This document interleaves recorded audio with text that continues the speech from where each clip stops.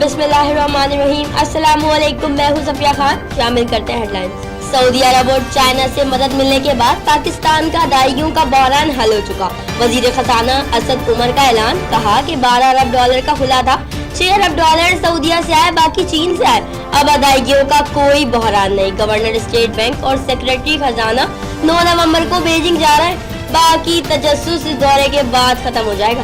ہر دورے پر یہ سوال نہیں کرنا چاہیے کہ کیا ملا، دوروں میں اس کے علاوہ بھی اور بہت کچھ حاصل کیا جاتا ہے۔ وزیر خارجہ شاہ محمود قریشی بولے، دورہ چین میں پاک بھارت مذاکرات اور افغان امن پر بھی بات ہوئی۔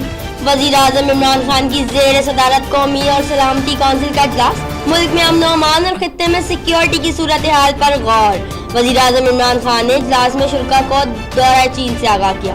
اجلاس میں فوجی سربراہان، D G I S P R اور ڈی جی ایم او شریک ہوئے۔ سپریم کورٹ میں نواز شریف کی رہائی کے خلاف نیب کی اپیل پر سماعت۔ نواز شریف اور دیگر کی رہائی کا فیصلہ کالعدم کرنے کے سوا کوئی آپشن نہیں۔ ہائی کورٹ ضمانت کا فیصلہ کرتے ہوئے شواہد میں نقائص کی نشاندہی کیسے کر سکتی ہے؟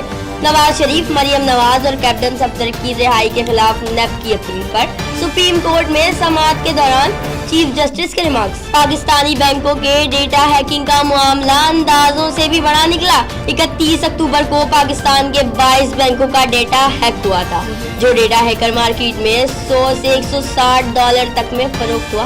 فی الوقت اتنا ہی۔ مزید خبروں اور اپڈیٹس کے لیے وزٹ کیجیے ہماری ویب سائٹ CSNlive.tv۔ اس کے علاوہ آپ ہمیں ٹویٹر اور فیس بک پر بھی جوائن کر سکتے ہیں۔ دیکھتے رہیے CSN۔